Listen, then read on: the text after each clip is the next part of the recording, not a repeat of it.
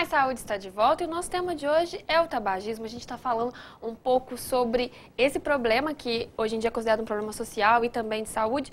E aqui em ótima companhia com o Altamir Zanetti, que é médico aqui em São João del Rei, presidente também da Santa Casa de Misericórdia aqui na cidade e está tirando uma série de dúvidas de uma forma hiper fácil, hiper tranquila aqui, batendo um papo com a gente.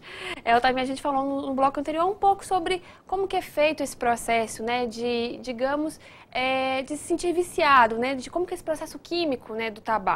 Então, vamos falar um pouco agora da questão ligada à saúde, né? Quais as doenças causadas pelo uso de cigarro, vamos dizer assim de uma forma mais direta, e quais outros produtos, né, outros problemas que vão se derivar dessas doenças? Vale lembrar aqui, Raluza, que a questão do cigarro, como nós estávamos comentando anteriormente, é a questão da socialização. Vou fazer um pequeno, uma comparação entre a questão do álcool e do cigarro. A gente sabe que o alcoolismo também é uma droga, é uma situação extremamente constrangedora, porque vai bebendo, socialmente incomoda mais do que o cigarro. Então, porque o cigarro você pode fumar 24 horas e não incomoda tanto socialmente assim. Então, é uma droga que a gente vai considerar agora como uma droga, né, que vicia realmente e que tem toda uma cadeia de doenças ligadas à questão do tabagismo. A mais comum, o que mais a gente encontra com muita frequência é o câncer de pulmão. Esse, invariavelmente, é a doença que mais afeta ao indivíduo que fuma, seja um maço, 2 maços ou 10 cigarros. Então, pessoas se perguntam, ué, mas meu pai ou meu avô fumou a vida inteira e não teve nada. Cada indivíduo responde de maneira diferente a uma droga. Tem gente que com um copo de cerveja fica completamente embriagado. Tem gente que bebe uma tonelada, vamos dizer assim, de cerveja e não se sente tão embriagado assim. O cigarro é a mesma coisa. Tem gente que com 10 cigarros, 5 cigarros, pode desenvolver uma doença muito mais rápido do que às vezes um indivíduo que fuma 2 maços por um longo período de tempo. Então a sensibilidade ao cigarro, ao tabaco, ele vai diferenciar de cada um, mas invariavelmente todos eles, seja em qualquer quantidade, vai apresentar alterações no decorrer da sua vida. Então, o câncer de pulmão é o mais frequente que a gente encontra. Outra causa que a gente encontra com muita frequência são as tromboses. Quer dizer, trombose é entupimento dos vasos do indivíduo, né? Que pode ser a nível de qualquer órgão, seja do coração, seja do pulmão, seja do rim, seja da perna. Então, as tromboses são outra causa bem frequente do tabagismo. Sem contar que é a dependência psicológica desse. Então, quer dizer, o transtorno emocional, nos indivíduos que fumam muito, você pode observar, se ele ficar sem cigarro, ele fica completamente desatinado. Ele precisa encontrar o cigarro para fumar. Então, isso já é um transtorno psíquico e que, invariavelmente, vai levar a um tratamento bem longo nessa dependência química. A gente também fala muito, né, já teve dentistas aqui, já teve pessoal ligado à oncologia também, e fala que, infelizmente, as pessoas que fumam são mais propensas a desenvolver até doenças ligadas mesmo à área da oncologia, do câncer no geral, né? Mesmo que não seja de pulmão, pode ser de câncer labial. Porque a temperatura, né, do cigarro, quando ele vai aproximando da boca, aquela temperatura vai afetar as células da boca.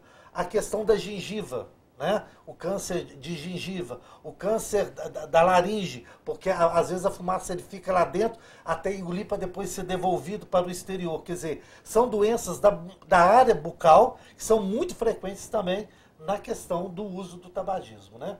Inclusive as periodontite, né? Inflamação da gengiva, infecções, enfraquecimento dos dentes, enfraquecimento dos dentes, com a perda, inclusive, de parte de estrutura óssea, né? Isso é muito frequente.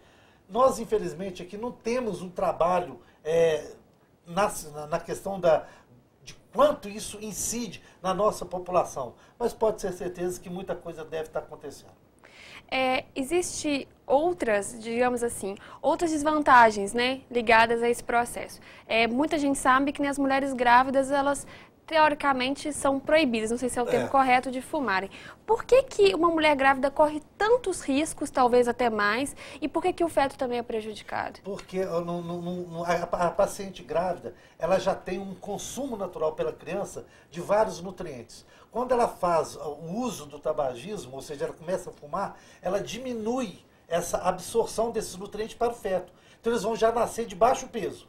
É uma das primeiras consequências. Logicamente, o hábito alimentar dela diminui, porque o paladar, que isso é muito importante. O indivíduo que fuma, o paladar dele é completamente diferente do indivíduo que não fuma.